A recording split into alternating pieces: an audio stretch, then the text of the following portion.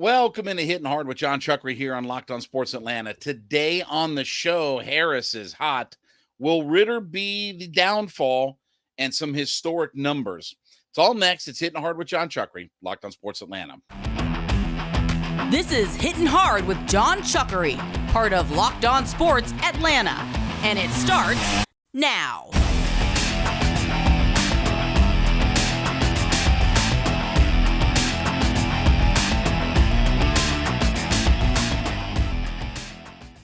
Hittin Hard is part of the Locked On Podcast Network, your team every day. We ask you to subscribe or follow for free on YouTube or wherever you listen to your podcasts. Get the latest episodes of Hittin Hard as soon as they become available. Also, check us out on the SiriusXM app and give me a follow on my personal Twitter page at JMCH316. So, one of the stories that has kind of been lost in the shuffle here of late, as we've talked about trade deadlines and the Braves picking up series and the division being over and this, that, and the other, is the fact that Michael Harris is red hot. And for all the numbers that Ronnie and Ozzie and, Matt Olson and Riley and everybody is putting up, don't look now, but Michael Harris is creeping his way back up to what he was last year. Now, let me give you an example. Michael Harris in his last 15 games is 20 for 50.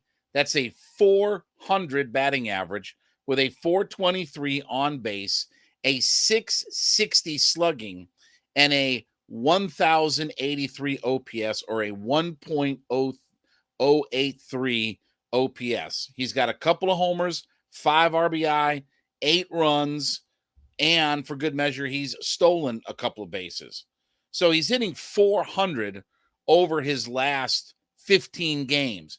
And don't look now, but for the season, he is got himself a 335 on base percentage, and he's now hitting 283 on the season. Now, last year he hit 297 with a 339 on base. He's now up to 283 with a 330 on base.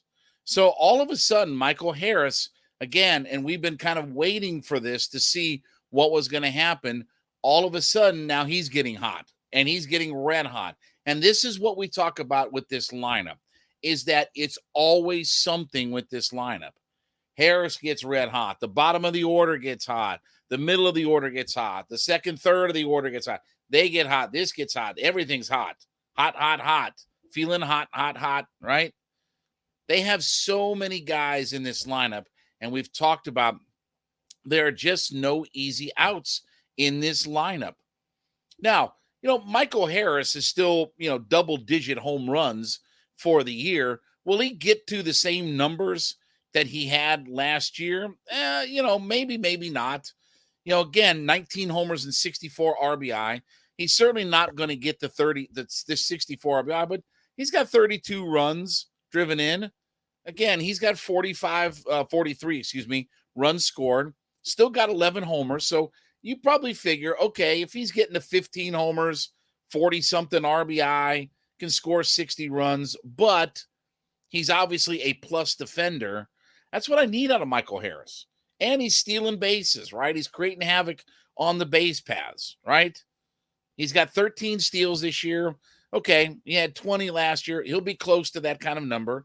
So when the season ends, by and large, he won't have this big fall off or this big sophomore slump where he falls off a cliff.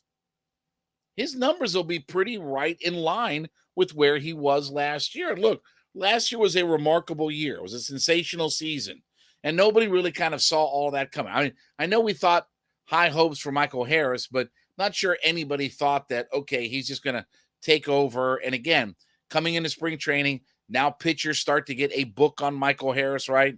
You start to figure some things out. Well, now he's starting to adjust to that. And now he's starting to get his groove back. So it's fun to see. Look, the future's so bright for Michael Harris. I mean, we don't really have to get into all of that kind of stuff. I mean, he's one of the best young players in Major League Baseball, even right now. And now he's long-term with the Braves.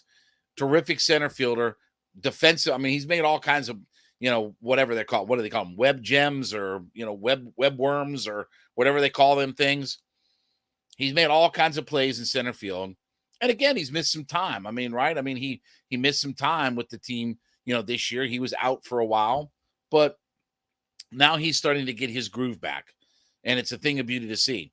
And we talk about that 7, 8, and 9 part of the lineup.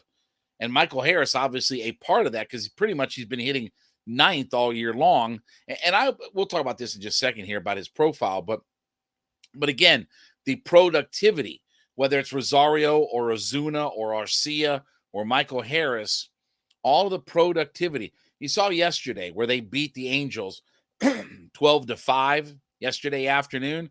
Okay, 7, 8, 9 were 4 for 10 with 6 runs scored and a couple of RBI for it. It's a lot of run production, right? And Harris has been helping lead that way. And I'm going to be very curious to see, as pieces and parts move around, Michael Harris, if he gets more consistent and he gets himself to where he's a consistent hitter, is he going to profile as your number 2 hitter? Can you imagine, and I've talked about this before, I would love to see Ronnie and Michael Harris hit 1-2. Ronnie from the right side, Michael Harris from the left. But can you imagine, and this is like what we have with Ozzy right now, and when we had with Dansby, can you imagine the speed in that lineup? And here's the thing.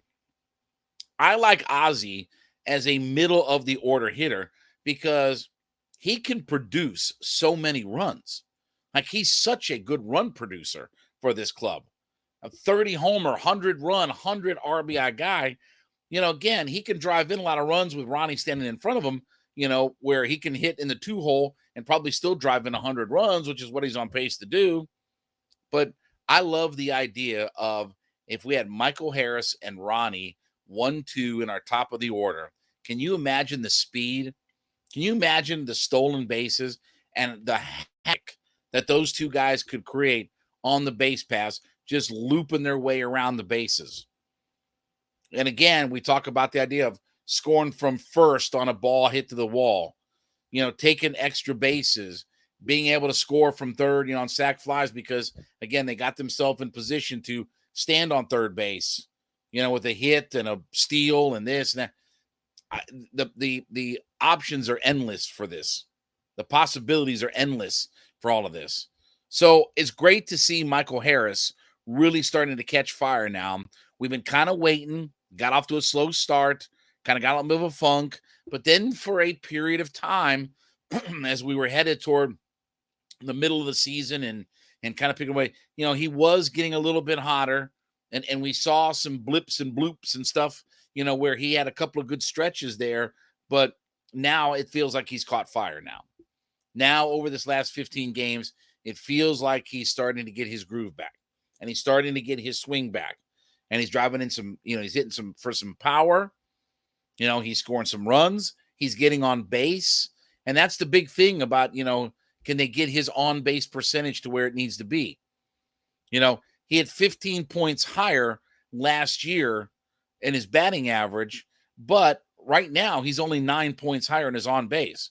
So if he hits 297 at this kind of pace, where he's got 18 walks already, only having, 21 walks, and he's striking out less, 58 strikeouts as this year in 310 plate appearances, 107 strikeouts in 441 plate appearances. So he's striking out less, walking more, and he's, most importantly, getting on base. And all of that profiles to, hey, this could be a top of the order hitter. But it's been a great run, and we certainly love to see Michael Harris finally getting hot. Everybody at some point is getting hot in this lineup, right? Ronnie's staying hot, but again, everybody in this lineup is caught a hot streak, and that's what makes this lineup so dangerous and so deep and so good. It's the best lineup in Major League Baseball. It may be the best. It may be the Braves' best lineup ever. that's debatable, but again, it's pretty darn close. If it ain't the best Braves lineup in history, I still point to that 2003 team. But if it ain't the Braves' best lineup in history, it darn sure is close. And they're setting all kinds of records, and guys are having all kinds of monster numbers and great seasons for this club. It's fun to watch, but good to see Michael Harris really kind of turning the corner and getting on a hot streak right now. All right, this episode is brought to you by FanDuel. And look, as we're in baseball season and headed down the home stretch, you can certainly bet on MLB as often as you like and head to FanDuel to get 10 times your first bet in bonus bets. That's right. You bet $20 on FanDuel and you can get yourself as much as $200 in bonus bets, whether you win or whether you lose. It's $200 you can spend on everything from money lines to over-unders to who you think is going to hit the first home run. And obviously with FanDuel, it's a safe, secure, super easy to use app. But more importantly, and this is the most important thing, is that when you win on FanDuel, they pay you instantly. No waiting. They pay you instantly on this. So no better place to bet on Major League Baseball than FanDuel, which is America's #1 sportsbook. So head over today and sign up at FanDuel.com/LockedOn. That's FanDuel.com/LOCKEDON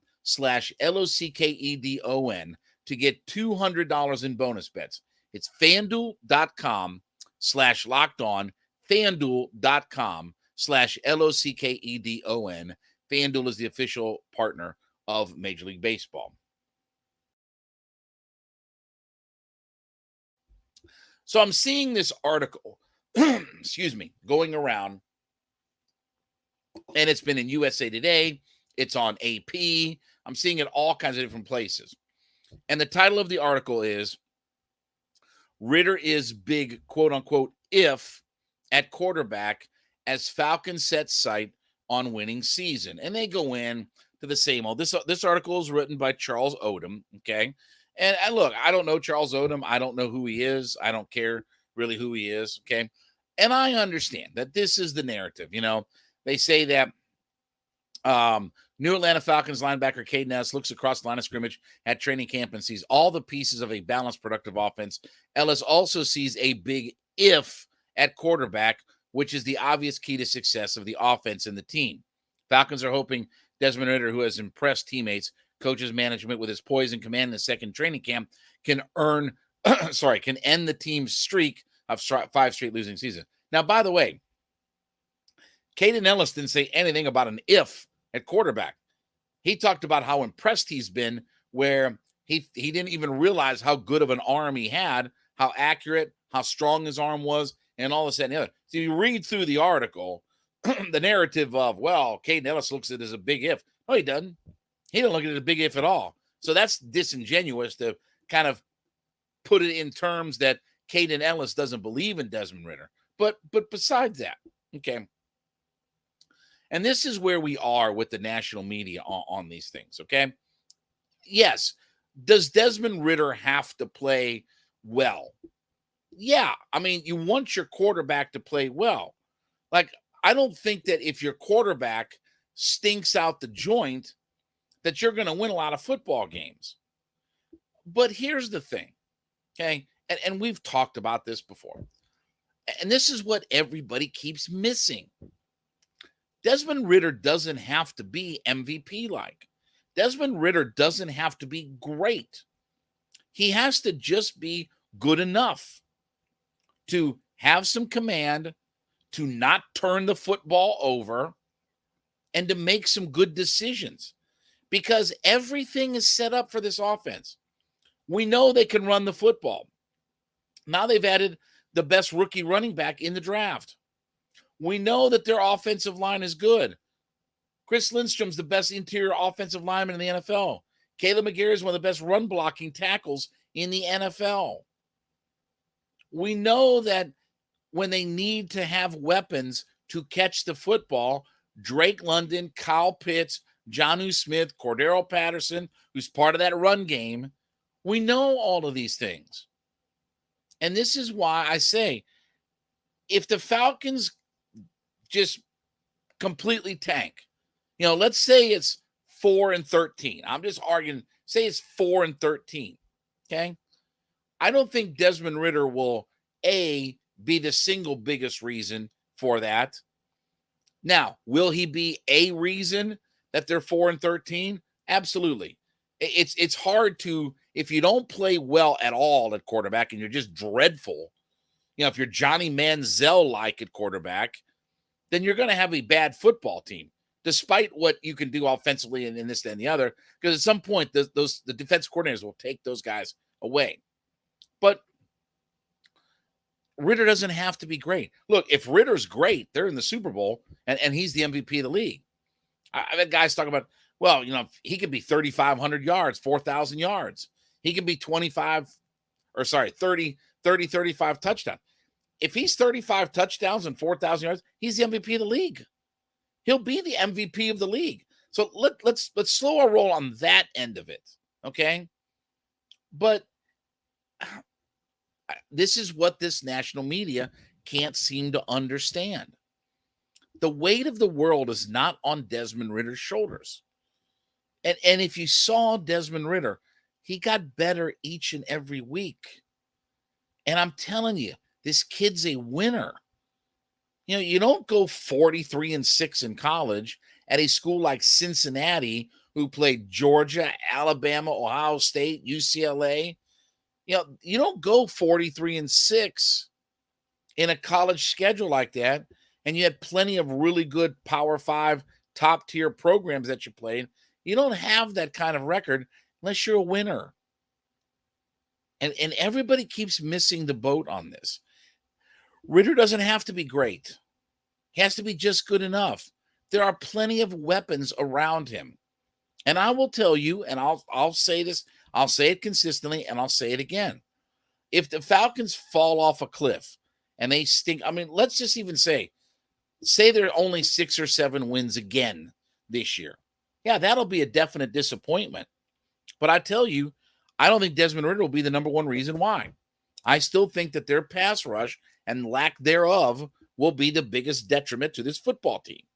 And if they can't figure out a way to get after the quarterback, nobody's going to be able to cover for 5 or 6 seconds. That's what gets lost in all this. As good as their secondary is, you can't have guys running around for 5 or 6 seconds covering everybody and think that they're going to hold while there's no pass rush.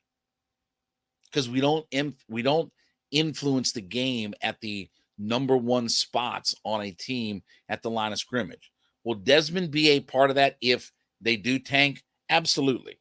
Because again, you can't really be bad unless your quarterback is bad.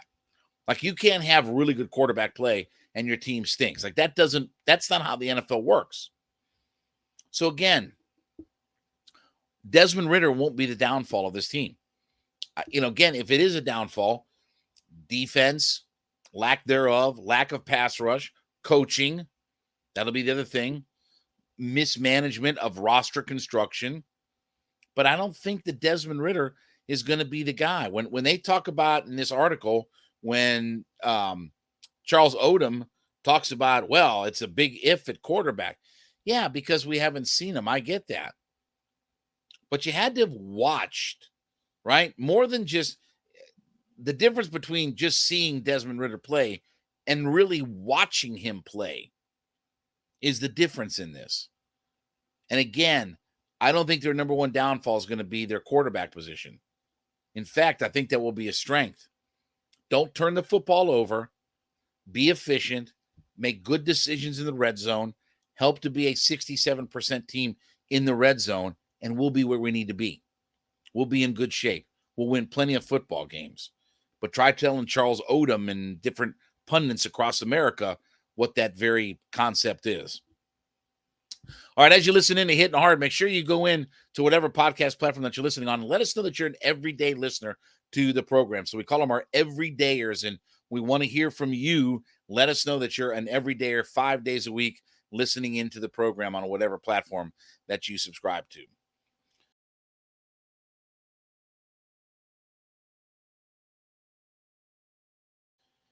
So we were talking about Michael Harris earlier. Ronald Acuna Jr. is putting up some historic numbers this season for the Atlanta Braves. And every time we kind of turn around, there's some other milestone that it feels like Ronnie's about to hit. So he's one steal away because he's got right now 25 homers, 51 steals, which leads the National League. 486 plate appearances, by the way, too. 97 runs. We'll talk about that here in just a minute. 25 homers, 64 RBI. And as I said, the 51 steals, 335, 420, and 582 with 1,000+ OPS. It's such a runaway in the MVP race in the National League. Like, it's early August, and both leagues are already have the MVP winners. Ohtani's winning the MVP in the American League. And Ronnie, unless you tell me Ronnie breaks his leg again, God forbid, but I'm not saying. Short of that, he's the MVP of the league. Now, here's a fun little stat, okay? Ronald Acuna with one more steal becomes the first player since 1990 to have 25 homers and 52 steals. The last two times it happened, 1990, Ricky Henderson and Barry Bonds. That's pretty good company to be in. First ballot Hall of Famer, probably should have been a unanimous Hall of Famer in Ricky Henderson, and a guy who's the best left fielder in the history of baseball. That's pretty good company to be in. The home run king and everything else along with it. And miss me with the whole home run king thing. We get in that argument some other time. But Ronnie is having a magical year. Everything has come together.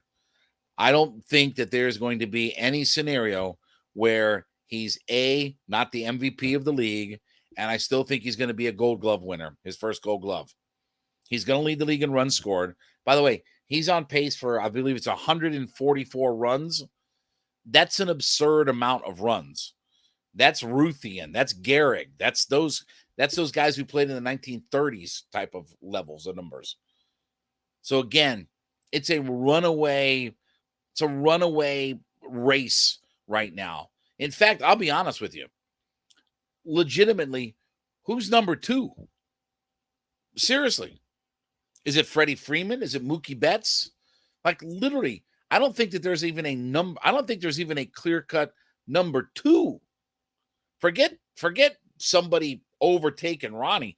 I don't even think that there's a consensus on who's the second best player or the second vote getter in the MVP race.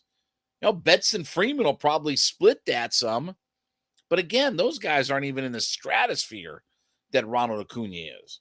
They're not even in the stratosphere of where he's at right now. And as Mike Trout has been hurt, and I know Ohtani's a freak of nature, okay? But you really mean to tell me that there's a better player in baseball than Ronald Acuna Jr.? With where he hits, with what he does, with his fielding, you mean to tell me that there's a better player in baseball today, right now? I'm not talking about over the last 6 years. I'm not talking about over the last 3 years. I'm talking about right now, today. How would you not start your franchise with Ronald Acuna Jr.? How would you not start your franchise with him? And he's taken full advantage of the rules now and showing off his game. Not just the power. We knew all that. But now he's getting the stolen bases cranked up. As the rules have changed and allowed for more things, he's 51-9 stolen base to caught stealing. As long as you're at least 2-1, let's say 20 stolen bases to 10 caught stealing. As long as you're 2-1 steals to caught stealing, you're not costing your team. If you get anything other than 2-1, you're costing your team's runs. And that's been documented by the sabermetric or the analytical or the metrosexual people that, do these stats and things like that. But anything less than 2-1 is costing your team runs. So the fact that he's 51-9, almost 5-1 or more than 5-1 as far as steals to caught stealing, it's been a remarkable number. And he's taken full advantage of the rules. He's healthy now, more importantly. And now he's just kind of showing you, I'm the best player in baseball. There's really not much argument for this right now. And it's fun to see that he's going to become the first guy since 1990 to have 25 homers and 52 steals. And again, every time we keep going along week by week by week, there is some new milestone that we're seeing, right? Couple of weeks or a week or two ago, he's the first guy since Hanley Ramirez to have 20 homers and 50 steals. Well, now he's about to have 25 homers and 52 steals. That's the first time it's happened since 1990. We're gonna put all kinds of historic records on display with the season that Ronald Acuna Jr. is having. It's exciting to see, but he is the clear-cut runaway winner. If he isn't the best player in baseball, I don't know who is. And that includes Ohtani. Ohtani's a freak of nature. Ronnie is something special. Ronnie is one of a kind. And he deserves everything he's getting right now as the MVP of the league. If he's not unanimous, then everybody should have their vote. Anybody who voted for anybody other than Ronald Acuna, if somebody voted for somebody to be the MVP besides Ronald Acuna on their ballot, that person should be fired. They should be barred from Major League Baseball. They should be barred from ever attending as a fan at Major League Baseball. That's how stupid this whole thing would be. All right, thank you so much for making Hittin' Hard your first listen. Be sure to go in and whatever podcast platform that you listen on, let us know that you're an everyday listener to the program. So let us know that you're listening in 5 days a week. We call them our everydayers, and we thank you so much for being a part of our community. You can check us out for free on YouTube or wherever you listen to your podcasts. Get the latest episodes of Hittin' Hard as soon as they become available. Also, check us out on the Sirius XM app and follow me on my personal Twitter page at JMCH316.